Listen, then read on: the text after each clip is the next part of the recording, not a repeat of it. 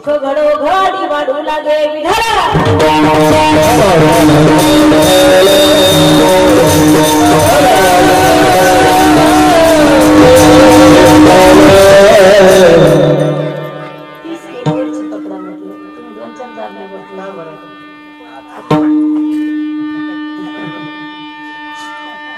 वक्रतुंड महाकाय सूर्यकोटि समप्रभ निर्विघ्नं कुरु मे देव सर्वकार्येषु सर्वदा गुरुर्ब्रह्मा गुरुर्विष्णु गुरुर्देवो महेश्वरः गुरुर्साक्षात् परब्रह्म तस्मै श्री गुरवे नमः। महायोगपीठे तटे भीमरथ्यां परम पुंडरीकाय दातु मुनीन्द्रेः समागत्य तिष्ठन्तमानन्दकन्दं परब्रह्मलिंगं भजे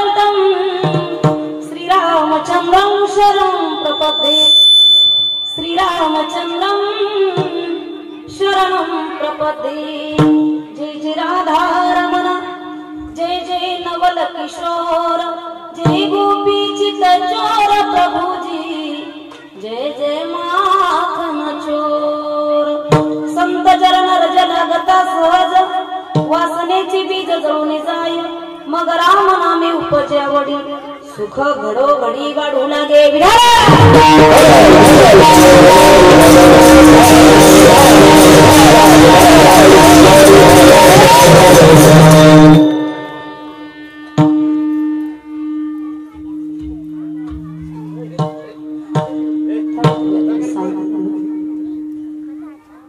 पाठीमागे बसलेले ते 2-3 तरुण पिंक शर्ट, तुम्हाला विनंती त्या मुलांना जरा शांत करा.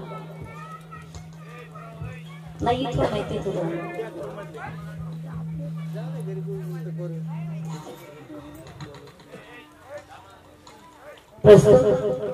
कीर्तन रूपे सेवेकरता निवडलेला अभंग महान भगवत भक्त संत श्रेष्ठ संत शिरोमणी वैराग्याचे मूर्तिमंत पुतळे महाराष्ट्र भूषण वारकरी संप्रदायाला कलशस्थानी शोभून दिसणारे जगद्गुरु तुकोबराय यांचा 4 चरणाचा संतांचा महिमा वर्णन करणारा अभंग सेवेकरता निवडलेला आहे.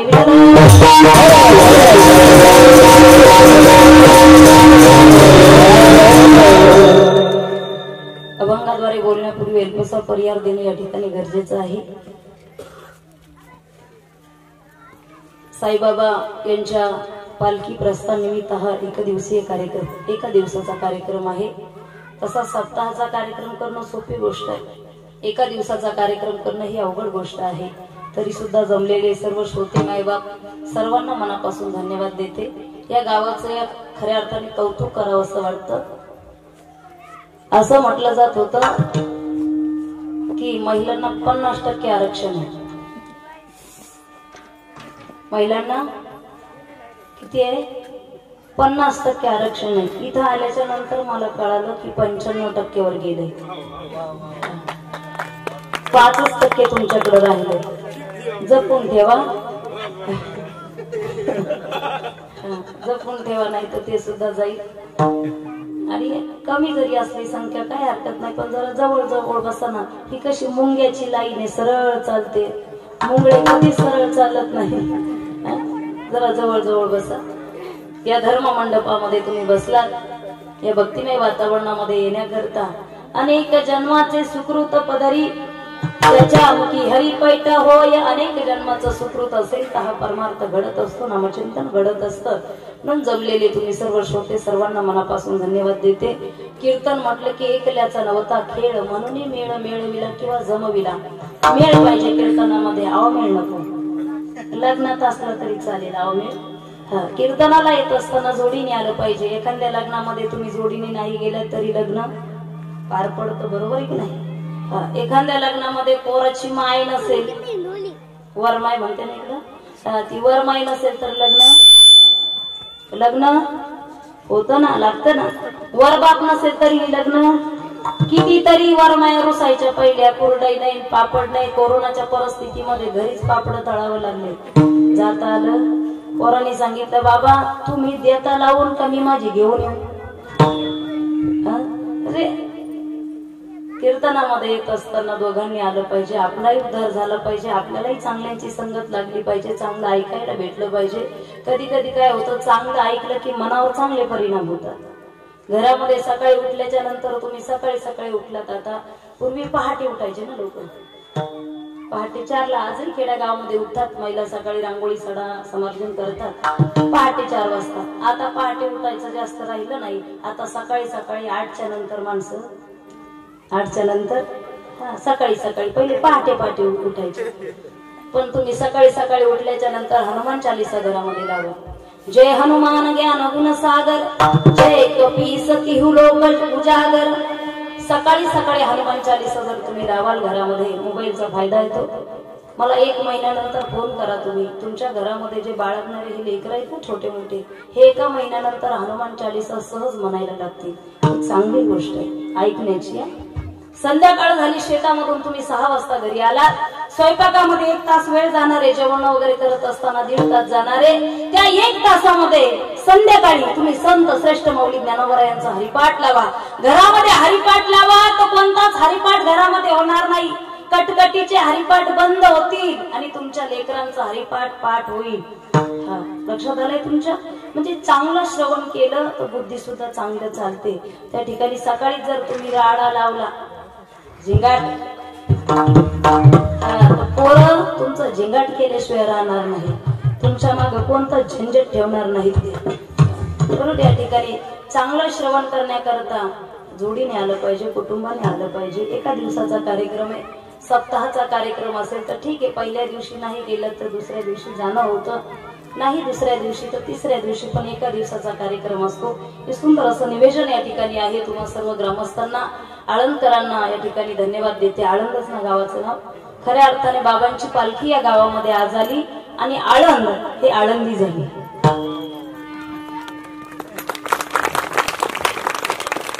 कारण असा नाम सोहळा, नामयज्ञ त्या ठिकाणी आपण तीर्थक्षेत्रामध्ये पाहतो. आषाढी कार्तिकी वारी आली की हा सोहळा पाहायला मिळतो.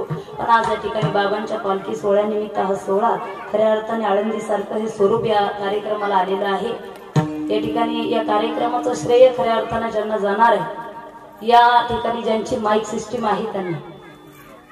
काय होतं, माईक सिस्टीम हा कीर्तनकाराचा, गायकांचा आणि मृदंगाचारांचा प्राण आहे. ते जर व्यवस्थित नसेल तर आम्ही 400-500 किलोमीटर वरून येतो. जाणं येणं अपडाऊन आमचा 1000 किलोमीटरचा प्रवास असतो रोजचा. आणि सिस्टीम चांगली नसेल तर त्या ठिकाणी जेवणामध्ये जसं मीठ नसेल तर त्यामध्ये रस राहत नाही, तसं सिस्टीम महत्वाची आहे.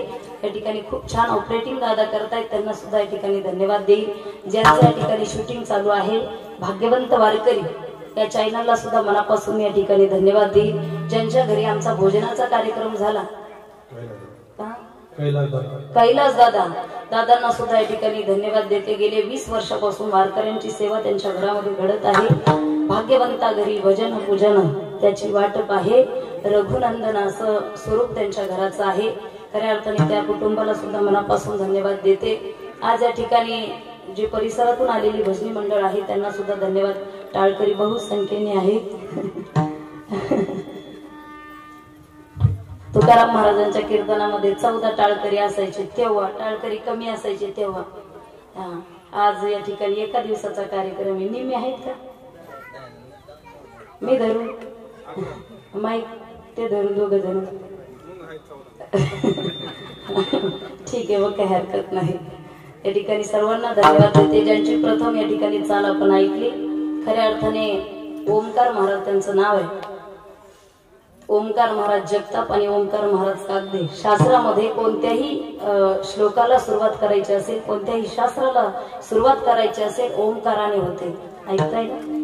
शास्त्रामध्ये कोणत्याही मंत्राची सुरुवात करायची असेल, ए बाई, शास्त्रामध्ये कोणत्याही मंत्राची सुरुवात ओमकाराने होत असते. पण मी या ठिकाणी सांगेन, तुमच्या गावामध्ये आम्ही सर्वप्रथम आहोत.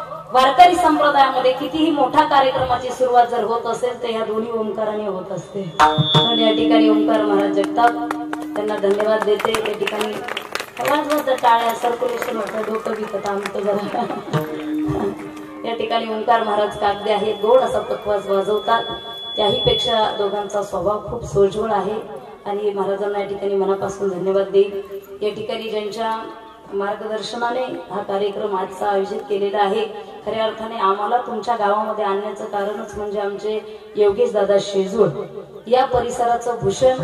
खऱ्या अर्थाने खेड्यापाड्यामध्ये आता एवढ्याला आम्ही येण्यासाठी, आम्ही आळंदीला राहतो, तुमच्या या भागातल्या मुली, आळंदीमध्ये माझी मुलींची वारकरी शिक्षण संस्था आहे, 140 मुली आहेत. या भागातल्या खूप मुली आल्या, आजही आहेत, संस्थेमध्ये शिकतात. खूप फोन येतात बरं का दादा. पण एखाद्याने तुम्ही निमंत्रित केल्याच्या नंतर येणं वेगळं ना आम्ही वैयक्तिक येणं वेगळं. या ठिकाणी या भागामध्ये आमचं जास्त येणं नसतं, पण या ठिकाणी आमचे दादा शेजू दादा त्यांनी सांगितलं की ताई एका दिवसाचा कार्यक्रम आहे आणि माझ्या प्रेमाचं गाव आहे, म्हणून या ठिकाणी येणं झालं. महाराजांना सुद्धा या ठिकाणी धन्यवाद देईल. ज्यांनी चालीमध्ये सुंदर अशी चाल गायली, महाराजांचं काय नाव, कचरू महाराज, महाराजांना सुद्धा या ठिकाणी गोड आवाज आहे, त्यांना सुद्धा सरस्वतीची देण आहे, त्यांना सुद्धा धन्यवाद या ठिकाणी देते. या ठिकाणी आमच्या बरोबर आलेले भागवत महाराज, त्यांना सुद्धा धन्यवाद. या ठिकाणी दुसऱ्या माईकवर आहेत बाबा, झोपले का? कैलास महाराज, त्यांना आणि फार विनोदी आहेत बरं का, हसत मित्र आहोत, त्यांना सुद्धा धन्यवाद देते. या ठिकाणी ज्यांची विण्याची साथ आहे, असं गोड हसत जा तुम्ही, नाराज राहू नका, उदास राहू नका, कुरकुऱ्याचे पुढे खाल्ल्यासारखं करू नका, जरा गुड्डे बिस्किट खाल्ल्यासारखं राहा, नाही का असं. त्यांना सुद्धा धन्यवाद देते. समस्त ग्रामस्थ मंडळी, वर्णन कमी झाले का जरा, दादांना सुद्धा या ठिकाणी धन्यवाद. महिला मंडळ आहे, तरुण मंडळ आहे, पण थोडा कार्यक्रम होत असताना मुलांना थोडस दापा तुम्ही. 2 तास कार्यक्रम चालू आहे, 2 वाजेपर्यंत. आता जवळजवळ आपला टाइम होत आहे. महाराजांची आज शेजूळ महाराजांची तब्येत बरी नाही. अक्षरशः कालच ते हॉस्पिटल मधून आले, तरी सुद्धा या कार्यक्रमासाठी ते इथं आले. मी म्हटलं होतं तुम्ही ऍडमिट व्हा, सध्या तब्येत बरी नाही त्यांची. पण तुमच्या गावाचं एवढं प्रेम महाराजांवरती आहे की त्यांना यावं लागलं. या ठिकाणी संत महिमा आपल्याला पाहिजे. पीटी वाले बाबा आहेत, तुम्ही पण हसत राहा. नाव राहिलं म्हणून नाराज होते काय तुम्ही?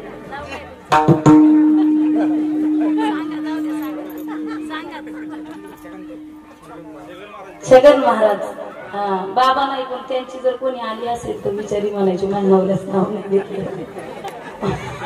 हाय ना, मग लाजल्या त्या नदीत घालून. एक नंबर भारी क्वालिटीचा जोडा आहे त्यांचा. असाच राहो माऊली चरणी प्रार्थना. साईबाबाच्या पदस्पर्शाने पावन झालेली महाराष्ट्र भूमी या ठिकाणी जगन्नाथ महाराज या ठिकाणी आहेत. बाबांना सुद्धा धन्यवाद देते. असे महात्मे कीर्तनाला असले की बरं वाटतं. थोडं जुने माणसं असले की संतांच्या पदस्पर्शाने पावन झालेला हा महाराष्ट्र आणि महाराष्ट्राची भूमी. कदाचित आपल्याला मायबाप जर जीवनभर लाभले असते तर आणखी चांगलं झालं असतं. आपले मायबाप आपल्याला संस्कारापर्यंत कधी कधी लाभतात. वयाच्या 25 वयापर्यंत फार भाग्याने मायबाप लाभत असतात. मी सांगेन तुम्हाला, ज्या मायबापाने लेकरावरती संस्कार केले त्या मायबापाला तुकाराम महाराज धन्यता देतात. त्या लेकरांना शांत बसा ना, ओ शांत बसा. कुळी कन्या पुत्र होती जे सात्विक, तयाचा हरिक वाटे देवा. धन्य माता पिता तयाची सात्विक मुलं जन्माला आले तर खऱ्या अर्थाने मायबापाला धन्यता देण्यात येते. तसं सात्विक महाराष्ट्रामध्ये आपण वारकरी बांधव जन्माला आलोत ना, तर धन्यता त्या संतांना दिली जाते. तुम्ही संतमाय बाप कृपावंत, काय सांगू आता संतांचे उपकार. मज निरंतर जागविती. 27 सप्टेंबरला 1887 साली साईबाबाचा जन्म झाला पाथरी या गावामध्ये, आंध्र प्रदेशमध्ये. आणि त्या दिवशी एका संतांचा जन्म झाला आणि लोकांचं भाग्य उदयाला आलं. संत आपल्या जीवनामध्ये चमत्कार करत असतात हे मात्र नक्की आहे, पण चमत्कार हे तुमच्या आमच्या करता असतात. जसं माऊलीने चमत्कार केला, चालविली जड भिंती, हरली चांगयाची भ्रांती. कशा करता चालविली जड भिंती? भ्रांती हरवण्याकरता. या ठिकाणी रेडामुखी वेद बोलविला, गर्व ध्वजांचा हरविला. गर्व हरवण्याकरता रेडामुखी वेद बोलविला. अर्थात तसा काही चमत्कार दाखवायचा नसता, आणि तसाच काही चमत्कार दाखवायचा असताना काही कमवायचं असतं तर त्या ठिकाणी रोडवरती उभे राहिले असते माऊली ज्ञानोबा. ए चला पोरांना, चला गोळा हा एकत्र गोळा हा. पहा मी रेड्याला बोलवला रेडा, त्याच्या मुखातून वेद बोलवला आणि टाका 100-100 रुपये. जीव वळून टाकतात आता सुद्धा, तेव्हाही टाकला असता. चमत्कार हा दाखवण्याकरता नव्हता.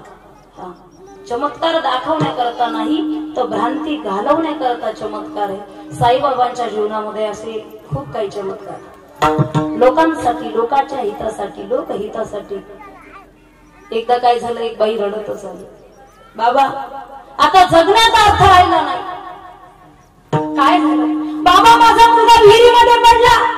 अरे ज्या आईचा मुलगा, आई जर म्हातारी असेल आणि आईच्या समोर एखादा तरुण मुलगा जात असेल तर त्याच्यापेक्षा मोठं दुःख नाही जगामध्ये. आपण पाहिलं या कोरोनाच्या परिस्थितीमध्ये औरंगाबादच्या एका हॉस्पिटलमध्ये एक 21 वर्षाचा तरुण ऍडमिट होता. डॉक्टरने सांगितलंय, बघा आईसाहेब तुमच्या मुलाला 18चा स्कोर आहे, वाचवता येणार नाही, जास्त कप झालेला आहे, कोरोना झालाय, त्यामध्ये निमोनिया झालाय, वाचवता येणार नाही, तुम्ही इथं थांबू नका, मी तुम्हाला निरोप कळवेल घरी, जा घरी.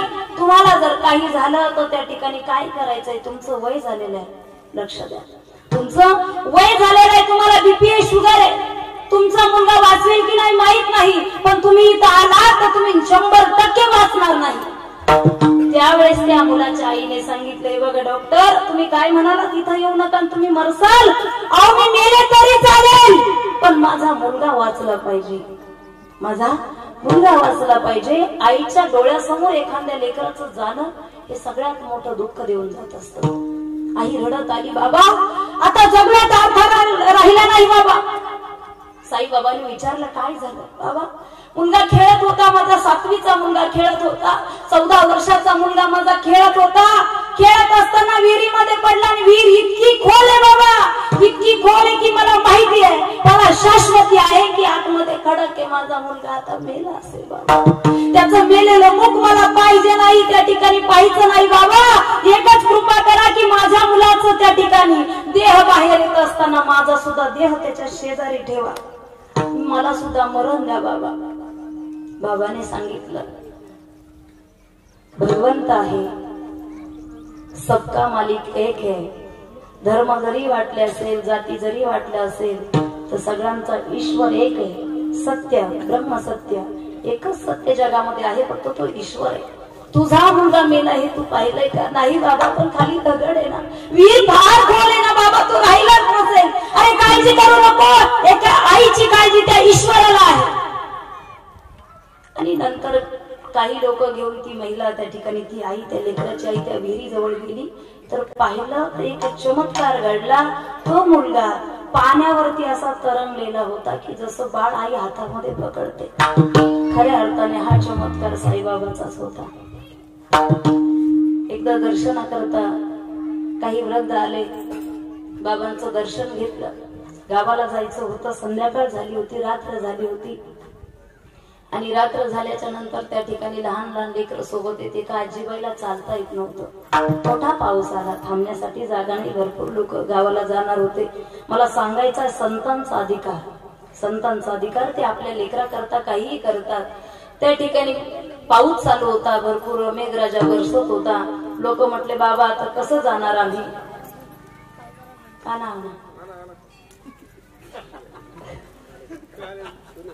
काला मग अगोदर सांगायचं ना तुम्ही।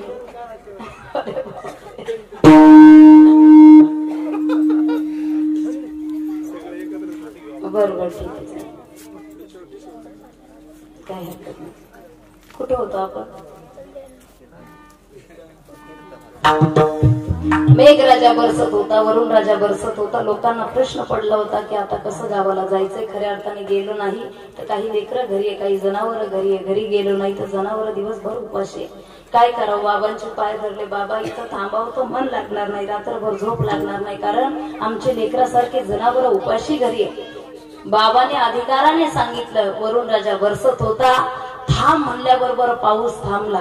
मला संतांचा अधिकार तुम्हाला सांगायचा आहे। त्याचप्रमाणे तुकोबाराई म्हणतात, असे संत या महाराष्ट्राला लाभले आणि जसे लाभले तर त्यांच्या पदस्पर्शाने एक चमत्कार घडला। अभंगाचा प्रथम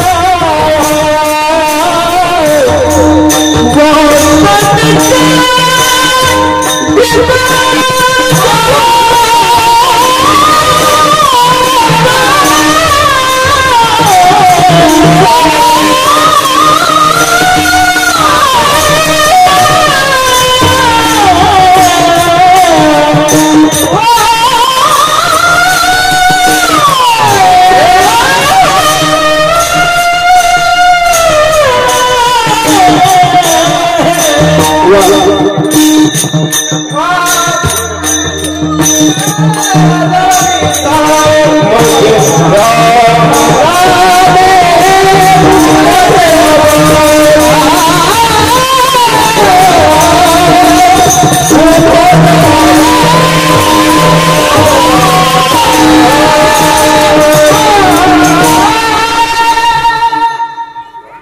चरण रज लागता सहज वासनेचे बीज जळून जाल.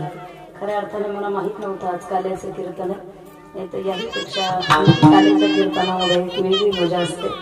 या ठिकाणी थोडं काल धावपळ झाल्यामुळं पत्रिका मी पाहिली नाही, तरी या कार्यक्रमाचे विनीत श्री साई संदेश प्रतिष्ठान आळंद समस्त गावकरी मंडळी राघवानंद महाराज पायी दिंडी सोहळा आळंद या ठिकाणी हा कार्यक्रम खूप छान असा नियोजित होत आहे.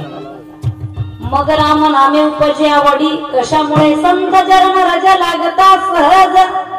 संतांचा रजकणाचा स्पर्श आपल्या जीवनाला झाला तर सोनं होतं. सोनं काय होतं? सोनं होतं. तसं परिसाचा स्पर्श लोखंडाला होतो आणि लोखंडाचं सोनं होतं. बरोबर आहे की नाही? पण त्याच लोखंडाला जे सोनं झालंय त्याच लोखंडाला जर दुसरं लोखंड लावून पाहिलं तर सोनं होत नाही. त्यासाठी परीस लागतो, त्यासाठी संतच लागतात. अवघे कलियुगामध्ये भरपूर संत झालेत. कोणी कपडे घालून संत झालेत तर कोणी केस वाढून संत झालेत. काही काही जातात ऋषिकेशला. ऋषिकेशला जातात. ऋषिकेशला गेल्याच्या नंतर तिकडून आले का तिकडून काहीच ब्रह्मज्ञान घेऊन येत नाही.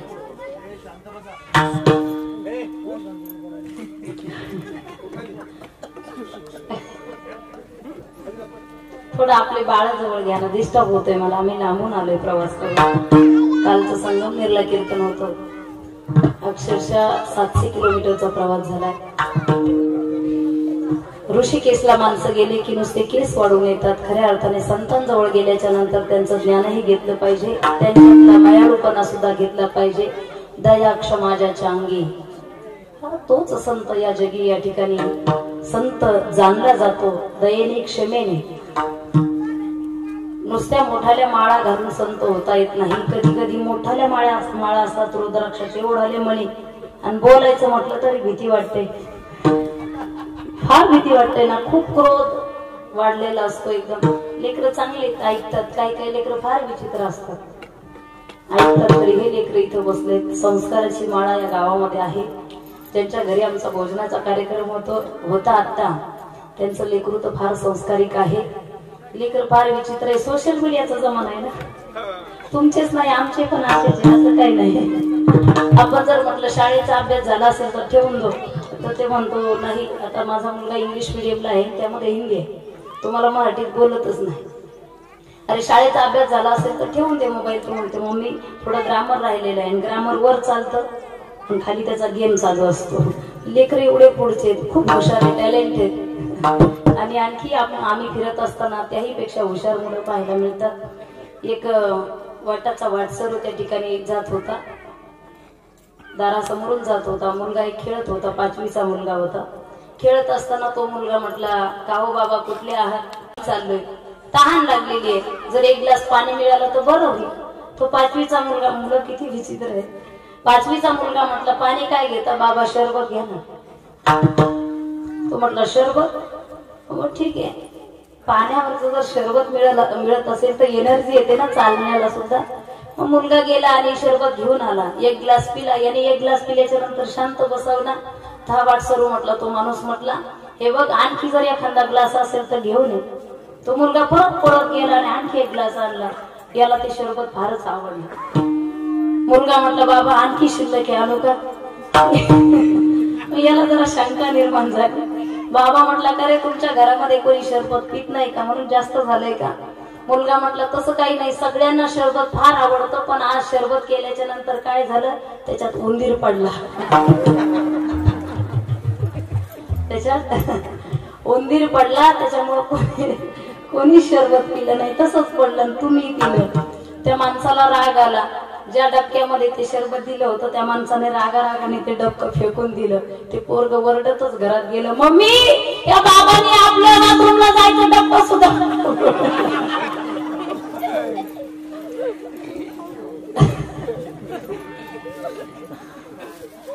बाथरूमला जायचं डब्ब सुद्धा फोडून ठेव. मुलं फार पुढचे कळू देत नाही, हुशार आहे, सोशल मीडिया आहे. एकदा एका शाळेमध्ये मुलगा गेला, टिफिन उघडला, दुपारची वेळ.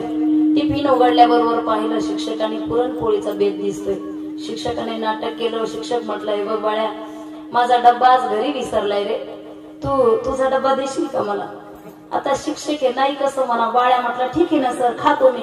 अरे पण तुझ्या आईने जर तुला विचारलं की तू काही खाल्लं की नाही, डबा खाल्ला की नाही, तुझा डबा कोणी खाल्ला, तर मी बाळ्या म्हटलं, मी आईला समजून सांगेन की माझा डब्बा कुत्र्याने खाल्ला. विचित्र. एकदा एक मुलगा शाळेच्या पाठीमागे ग्राउंड मध्ये खेळायला गेला. खेळत असताना त्याने पाहिलं, तुम्हाला 4G ची रेंज म्हणून सांगून जाईल, त्याने पाहिलं की आपले मुख्याध्यापक विहिरीमध्ये बुडत आहेत.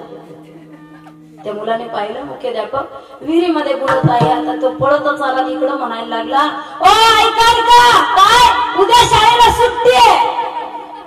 तुमच्या लक्षात आलंय ना?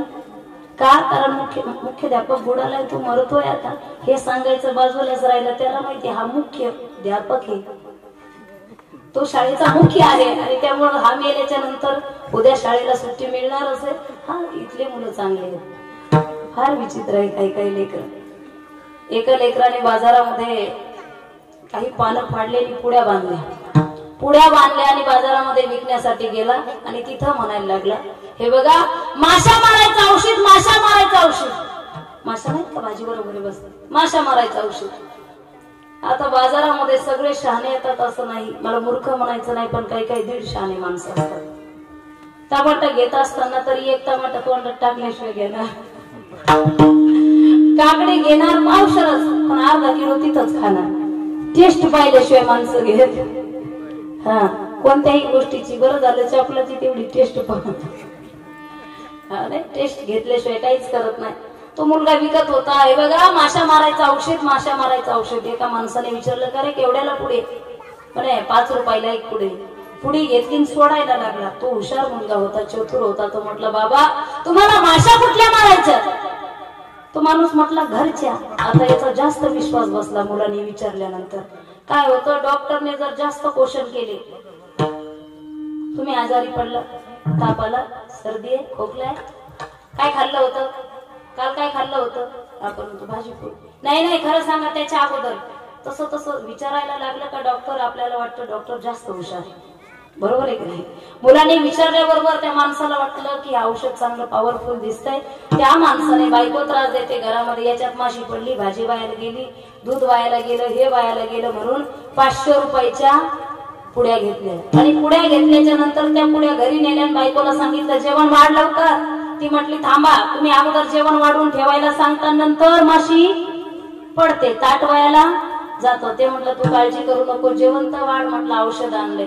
जेवायला बसलं हे, आणि बसल्याच्या नंतर उजव्या हाताने त्या ठिकाणी घास घेतला आणि डाव्या हाताने पुडी सोडली. त्या पुडीमध्ये औषध नव्हतं, ज्या चतुर मुलाने दिलेलं औषध नव्हतं. त्या पुडीमध्ये, त्या वहीच्या पानावरती असं लिहिलं होतं की, बाबा उजव्या हाताने जेवा आणि डाव्या हाताने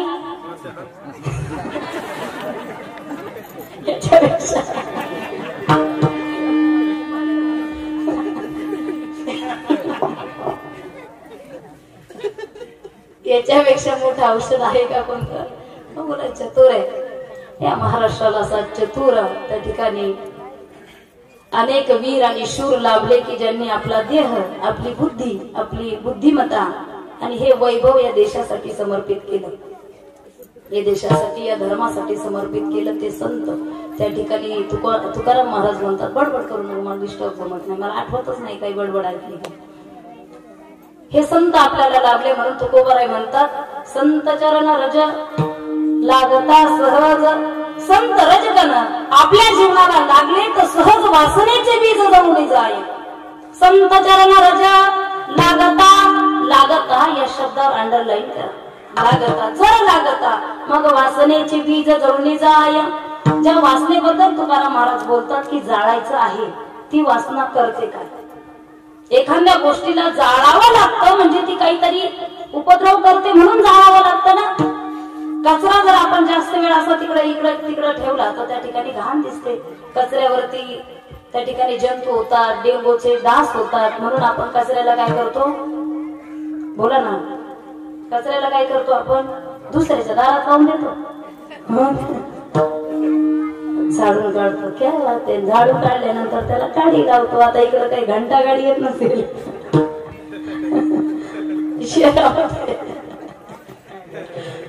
सकाळी सकाळीच गाडी वाजते कचरा टाकण्यासाठी, बरोबर आहे का? शहरामध्ये, खेड्यामध्ये आपण सगळे कागद एकत्र घेऊन जाळतो, कारण उपद्रव होऊ नये. तशी ही वासना जाळायची आहे. ही वासना काय उपद्रव करते? महत्वाचा विषय. ही वासना तुकाराम महाराज म्हणतात, नाथ महाराज गोड वर्णन करतात. जन्म घेणेला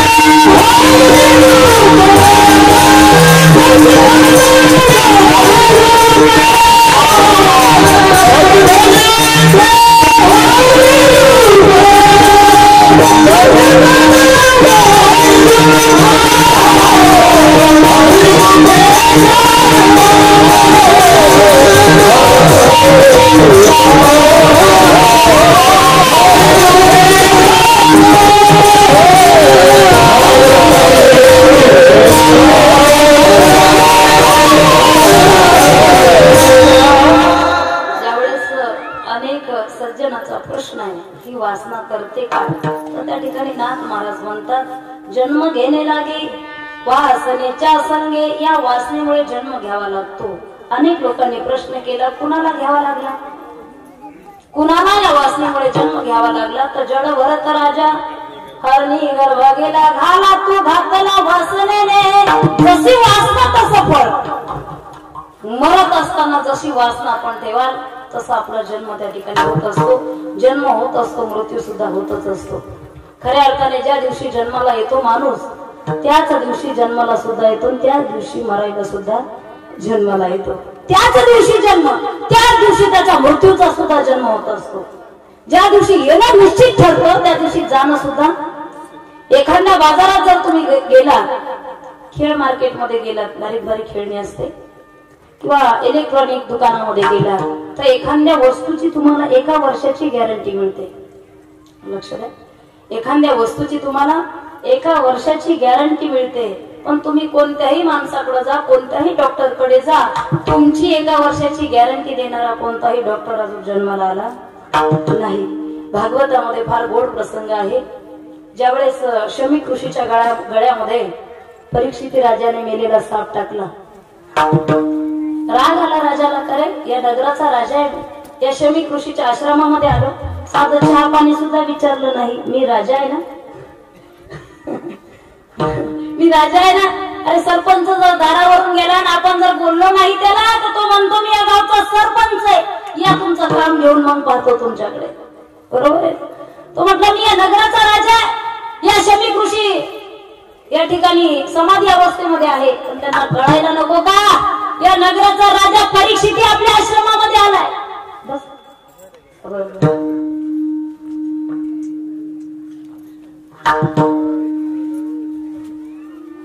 या नगराचा राजा माझ्या आश्रमात आलाय, या साधूला कळायला नको का? साधू तो ब्रह्मज्ञानी असतो ना, साधू ब्रह्मज्ञानी असतो. त्या साधूला कळलं नाही का मी परीक्षित आलोय. राग आला परीक्षित राजाला, आणि राग आल्याच्या नंतर थोडे समोर चालत गेले तर मेलेला साप दिसला. उचलला बाणाच्या टोकाने तो मेलेला साप. लक्ष द्या, तो मेलेला साप त्या ठिकाणी शमीक ऋषीच्या गळ्यामध्ये टाकला. काही वेळानंतर शमीक ऋषीचे पुत्र त्या ठिकाणी शृंगी ऋषी त्या ठिकाणी आले आणि पाहिलं तर आपले पिताश्री समाधिस्थ अवस्थेमध्ये बसलेले आहेत, ध्यानस्थ बसलेले आहेत, पांडुरंगाचं ध्यान चालू आहे. आणि अशा अवस्थेमध्ये त्यांची चेष्टा कोणी केली असावी? त्यांच्या गळ्यामध्ये मेलेला साप कोणी टाकला?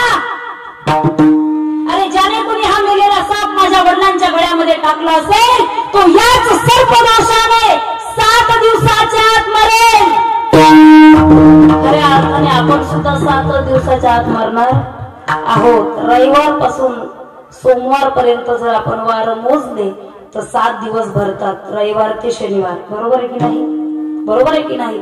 आपल्यासाठी आपण कोणत्याही पदावर असलो, आपण कितीही श्रीमंत असलो, कोणत्याही घटकात असलो, कोणत्याही जातीत असलो, धर्मात असलो, तरी सुद्धा आपल्यासाठी स्पेशल वार त्या ठिकाणी नाही. त्या 7 दिवसाच्या आत आपण मरणार आहोत. साप असल्याच्या नंतर लोकांना त्या ठिकाणी त्या माणसाला लिंबाचा पाला खायला देतात. देतात का? इकडं भाषा कळते ना माझी तुम्हाला? हा, म्हणून की आलं जण आम्ही आंधळे तुम्ही बहिरे नाहीत ना. साप चावल्याच्या नंतर त्या माणसाला लिंबाचा पाला खायला देतात आणि विचारतात, काय रे आता कसं लागतं तुला? तर तो माणूस सांगत असतो, मला साप चावलाय ना, हा लिंबाचा पाला मला त्या ठिकाणी गोड लागतो, गोड लागतो. आणि साप चावल्याच्या नंतर लहरी येतात, अशा लहरी येतात, झुलतो तो माणूस, जागीच डोलतो. तसं परमार्थ ज्याला गोड लागत नाही, कडू लागतो. साखर ज्याला साप चावल्यानंतर कशी लागते? कडू लागते. तसंच आपल्याला संसार नावाचा सर्प चावलेला आहे, म्हणून परमार्थ आपल्याला कडू लागतो, कडू. आणि कीर्तनात बसल्याच्या नंतर झोप नावाच्या लहरी आपल्यात येतात. झोप नावाच्या लहरी येतात. माणूस डोलतो शेजाऱ्याला मुंडका आणतो, तो बिचारा जागाच असतो, विनाकारण मार खावा लागतो. म्हणून त्या ठिकाणी परीक्षित राजा महत्वाचं सांगतो की गॅरंटी कोणत्याही गोष्टीची नाही, पण मला शृंगी ऋषीचा शाप आहे, एका साधूने दिलेला शाप या ठिकाणी आहे. मला माहिती मी मरणारच आहे, पण मला एका गोष्टीची गॅरंटी आहे की मी 7 दिवसाच्या आत मरणार. मी 7 दिवसाच्या आत मरणार आहे का? मी 7 दिवसाच्या आत मरणार नाही. म्हणून या शरीराची, या देहाची, या जीवाची त्या ठिकाणी गॅरंटी नाही. क्या लेके आया बंदा, क्या लेके आया बंदा, क्या लेके जाएगा? 2 दिन की जिंदगी है, 2 दिन का मेला.